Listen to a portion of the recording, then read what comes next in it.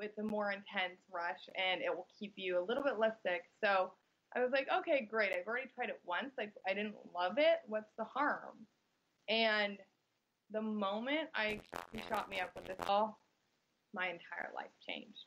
Now, remember when I said I had started to do Klonopin and Adderall, and I realized that I liked uppers and downers? Yeah, I that's had the just mix. found like the mecca of uppers and downers. Yeah. And I remember I dropped to my knees, I threw up, and I started crying. And I just started bawling, and I just was like, I am so fucked. I just kept saying, you were crying because you knew that you found something that you loved. I knew Wow, that I would. That's intense. Oh my God. That powerful. It was like something in my brain, and from that moment on, it was on. I mean, it was crazy. There was nothing I could do. The obsession and compulsion took over every single ounce of my being. Wow. And I spent every single waking moment trying to shoot speedballs, trying to hide my cocaine from him. So he's dealing a ton of cocaine, right? He's like a stable heroin user. There's like no stable heroin users, but like, well, there actually some are. But so he's like kind of stable, and I'm just like this crazy. So I would like hide, I would like steal the coke he was dealing, and then like put baking soda in, because he like allotted me a certain amount of heroin each day. And then I would hide my cocaine all over the house. Like I would like hide it in my bra, in our couches, and then he'd go to sleep or nod out, and I would go into the bathroom and just like frantically shoot speedballs. And it got so bad that like my drug dealing, soon to be like, we actually got married. It's a whole different story. But so he's like, you really need help. He was saying that you really need help? I need help. Wow. I mean, and so like he's trying to drugs away from me. I'm assuming while this is all going on, I mean, you're not working, the nonprofit's definitely over. You're just literally waking up, shooting drugs, passing out, waking up, doing it again.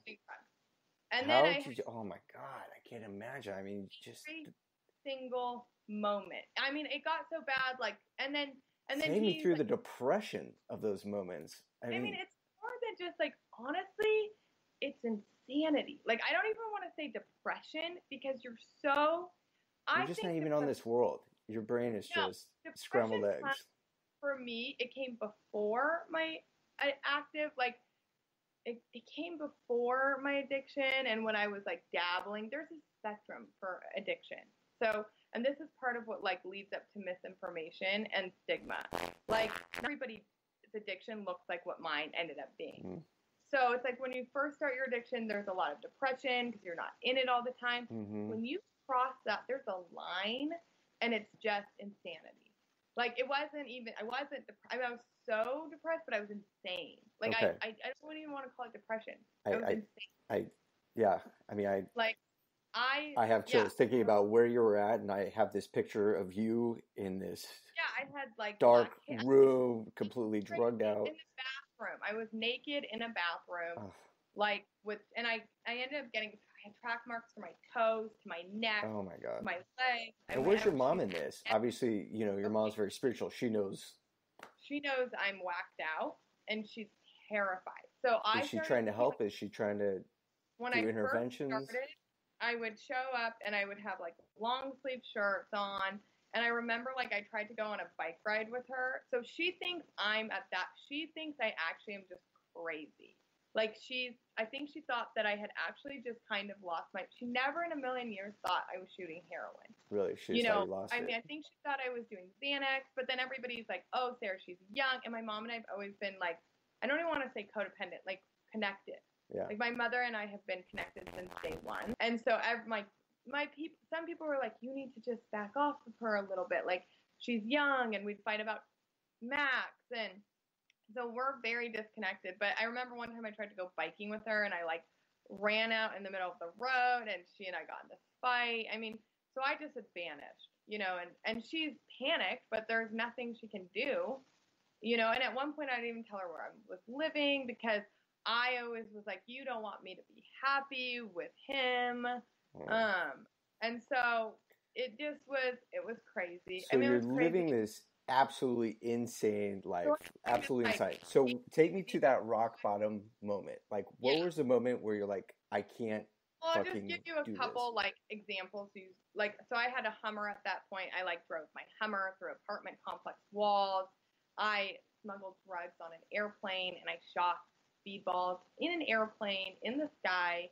Like, that's the level. Okay, so dealing drugs. But my I guess you could say my rock bottom came. Max and I had gotten married.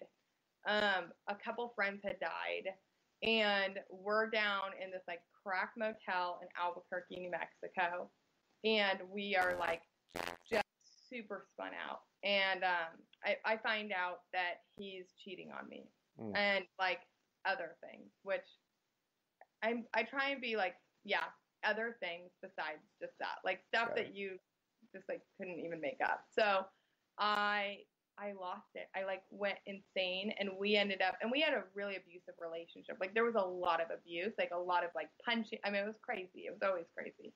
But I freaked out. Like I had this moment where it was like, oh my God, like this is my life. Like this is my life. Like I'm in a crack motel with this like person who none of this is real. Like this love fantasy, this like Bonnie and Clyde reality I've created in my head is a lie, and my life is over. So we end up getting in a fight, and he tries to kill me, and he almost runs me over, and he throws me out half naked into the streets of Albuquerque, and I'm hiding behind a dumpster, and this prostitute finds me, and they bring me back up to my house, and I have to like break in, and he comes back and tries to kill me again and has bloody knives and is like just broke everything, rode his motorcycle through the house, like crazy. He left, and then he's like, I'm going to go kill myself. No, fuck you. I'm going to kill myself. And so at that moment, I had a bunch of drugs, and I was like, I'm done. Like, I'm going to kill myself, and my time is done, and I need to get the fuck out of this world and this body, and I'm done. And so I tried to kill myself. Cue mama. So my mom had been up, I guess, for 3 nights. How did you try to take your life? So overdosing myself. So I took like Seroquel. I had smoked. The prostitute had given me a lot of meth. I'd actually never done meth that time, but I took like 10 Xanax bars. I shot all of the heroin. I literally took every single thing that was in the house. Okay, and so like, you passed out and you woke up. Who was there? So I passed out. My mom and they were going to a movie, and my mom all of a sudden had the same feeling she had when I went and first met up with him. Oh. And she started fighting with my grandma, and she's like, no, like, I have to go to her. Something's wrong. She's like, I don't care. And she actually, because she was frantically calling my phone, and I wasn't answering. So her and my mom showed up and found me naked and completely unconscious in this house. And so they pulled me out, and they got me into the hospital. And I, like, I started to come to in the hospital, but the patient of all the drugs that I had done started to like shut down my body. Yeah. And so I went from like super pissed off to all of a sudden, like I literally ended up in like a vegetable state coma. And I lost all mobility of my hands. I couldn't walk. I couldn't speak. I was every body orifice was like not working. Like I was in diapers. And then I was like hooked up to machines, and then I had married him. He's calling and telling the hospital not to treat me, and he had power of attorney over me. So my mom, took me out of the hospital, got a hospital attendant, and flew me from New Mexico to Arizona on a plane. And I was having seizures, and she knew like she had to save me, so they pumped me up with a bunch of stuff. She's wheeling me through the hospital in this wheelchair and diapers. I'm in a vegetable, I look like I'm going to be a vegetable for the rest of my life. Wow. And I'm seizuring on the plane. They get me we land. I'm in the emergency ambulance. I'm having like full-blown grand mal seizures at that point. My heart's stopping. They're like shooting me up with adrenaline, and I don't even know all the things, but I almost died in front of my mom, and my uncle was there at that point too. Oh my God. And so I was like in that state for almost 48 hours, and I was like a prisoner of my brain, and I thought I was going to be in this wheelchair and diapers and a vegetable forever. And then when the grand mal seizure started, I was like, this is it. But my mom sat there holding my hand, like screaming at me ferociously, like, you are not going to die.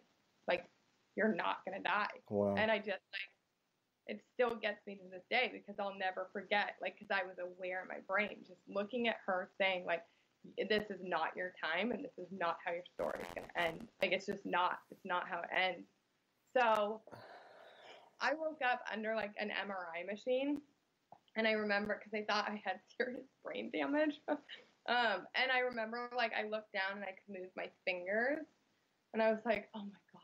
Like, I was like, I just knew, like, I had a little ounce of hope. Like, I was just so happy to be out of that, like, vegetable state coma.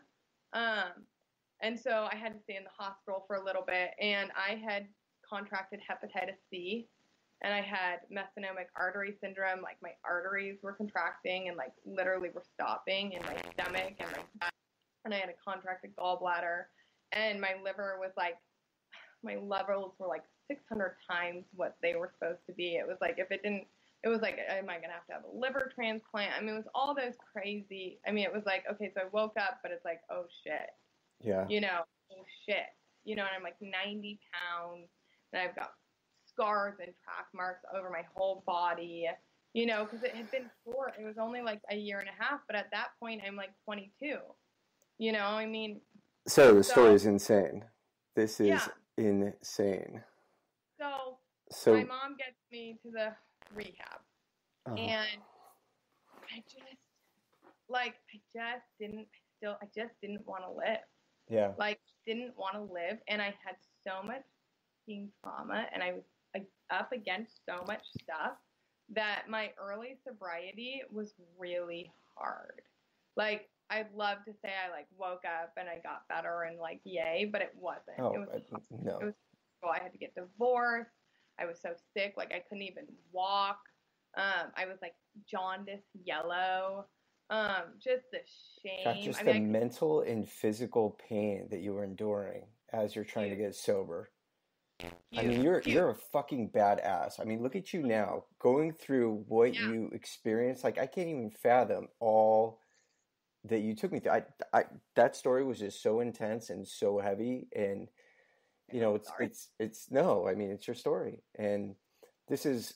I am so honored that you're sharing it, because I can't imagine that state that you were in. I can't imagine what life is like going through that.